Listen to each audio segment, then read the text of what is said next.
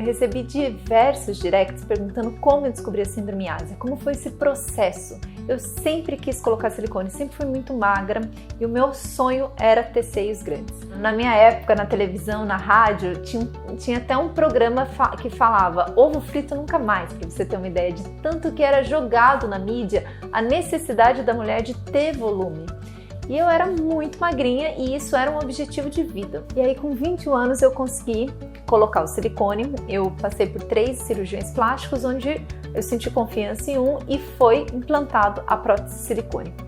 O local que foi implantado foi algo que eu escolhi, que foi pelo mamilo, mas faltou muito ali uma conversa com o cirurgião plástico sobre os riscos que teria implantar pelo mamilo e as consequências. Eu lembro que eu senti muita dor por 5 dias e depois de 5 dias a vida começou normal. Só que eu perdi completamente a sensibilidade pelo mamilo e isso permaneceu até o explante. 1 ano após a cirurgia de implante mamário, apareceu uma manchinha na minha pele, uma manchinha pequenininha, branquinha assim. E eu olhei e falei, isso não deve ser nada. Só que as manchas começaram a aumentar. Até que eu era interna na faculdade de medicina e a professora de dermatologia me chamou e falou, Eloá, eu quero fazer uma biópsia nessa sua pele porque isso que você tem chama psoríase, é uma doença autoimune e ela ocorre por um estresse e ela é psicossomática, ou seja, ela piora se o paciente tem estresse. Então, nessa época eu era estudante de medicina e tinha um pai que estava enfrentando um câncer. Eu imaginei que tudo seria pelo estilo de vida que eu estava naquele momento de vida. E aí eu fiz a biópsia, descobri uma doença autoimune chamada psoríase e desde então eu fui tratando a psoríase com medicações tópicas, corticoide, mas os sintomas foram progredindo em outras coisas. Eu comecei a apresentar muito déficit de atenção, perda de memória e uma fadiga muito importante, mas eu achava sempre que era decorrente à vida que eu estava levando como interna de medicina e um pai com câncer terminal. Até que na residência médica, meu pai faleceu e foi o ápice da minha doença autoimune, foi o ápice dos meus sintomas. Passaram-se 6 meses após a morte do meu pai, eu acabei engravidando da minha filha, uma gravidez que não foi planejada e foi muito rápido. Eu tinha parado o anticoncepcional fazia 2 meses e eu acabei engravidando.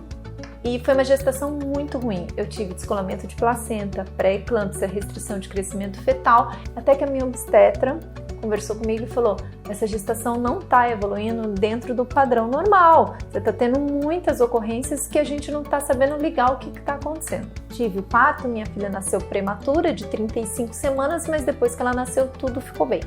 Consegui amamentar minha filha, porém o cansaço após a gestação, após um bebê em casa, foi piorando e essa fadiga foi aumentando gradativamente. Os anos foram se passando e eu tentei engravidar do segundo filho e foi aí uma grande surpresa. Entre a primeira gestação e a segunda gestação, eu tive algumas perdas gestacionais e eu tinha muita dificuldade de segurar o bebê. Fui encaminhada para um obstetra alto risco e fiz essa gestação inteira com um obstetra de alto risco, onde tive tudo de novo, pré-eclâmpsia, descolamento de placenta, restrição de crescimento fetal, até que fui internada e tive um bebê extremamente prematuro. No parto, eu tive um problema cardíaco e evolui para uma doença chamada miocardiopatia periparto, uma doença rara e extremamente grave.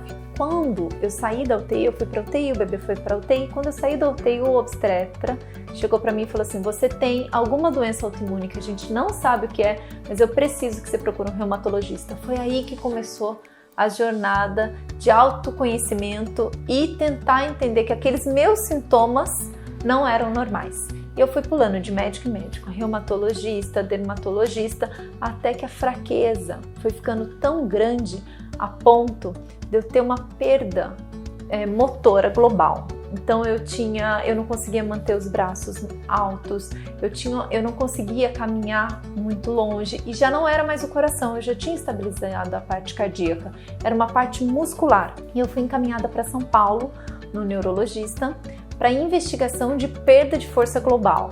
A gente estava investigando naquela época a possibilidade de uma esclerose, de tão forte que estava a minha fraqueza. Até que eu cheguei no consultório do Dr. Coimbra, fui atendida por um membro da equipe dele e conversando, falando o meu relato, ele tocou num assunto chamado síndrome ásia. Ele falou, eu sei que você tem prótese de silicone, você já ouviu falar sobre a síndrome ásia?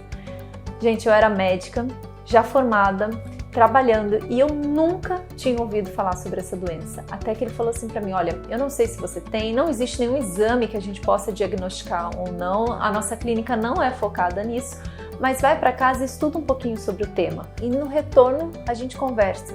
Gente, quando eu cheguei em casa e fui estudar sobre o tema, eu fiquei assim muito assustada, porque era exatamente tudo o que eu tinha.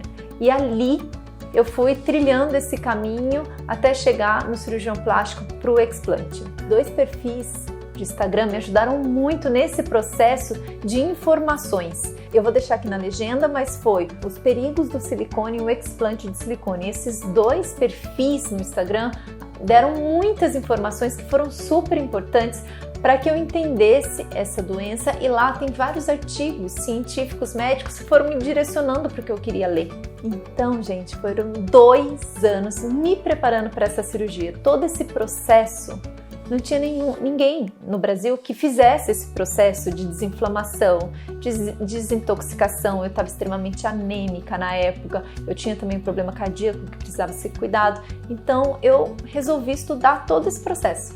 Então eu fiz uma pós-graduação em doenças autoimunes, eu fiz uma pós-graduação em suplementação avançada e eu me equilibrei para fazer a cirurgia. Fiz o explante há 3 anos atrás e eu vou dizer para você que foi a melhor coisa que eu já fiz na minha vida.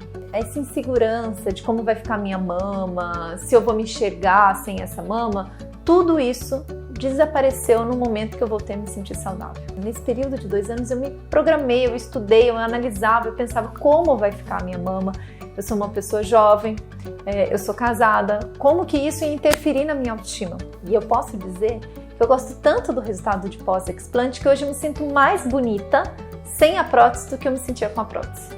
Então, essa história sobre o explante, que é muito longa, vem e eu consegui ter um final feliz. Mas muitas mulheres não conseguem ter esse final feliz, não conseguem descobrir qual foi a causa.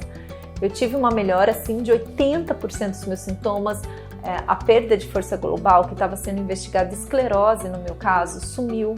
O cansaço, que era muito forte, desapareceu. Hoje eu sei o que é um cansaço de atribulações de dia a dia. Hoje eu sei o que é um cansaço de ter muitas coisas para fazer, 2 filhos, trabalhar, de coisas do dia a dia, e eu sei o que é um cansaço de doença. E o que eu tinha era um cansaço de doença. E também melhorou muito a parte visual, a parte de respiração, tudo isso melhorou. Agora, psoríase, que foi o primeiro sintoma, eu não tive melhora. A psoríase continua, eu nunca mais tive artrite psoreica.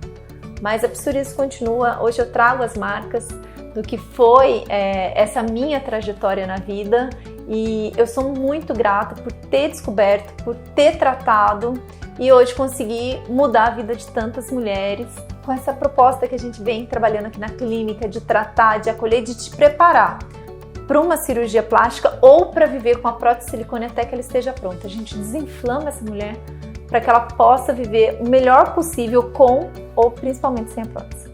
Bom, essa foi uma história encurtada. Nesse período entre colocar a prótese de silicone e tirar foram 15 anos de sintomas. E lá no Instagram a gente vai trazer sempre vários relatos contando a história dessas mulheres que passaram pela mesma coisa e que vão ter também um final de cura, de descoberta, de autoconhecimento e de uma mudança de vida.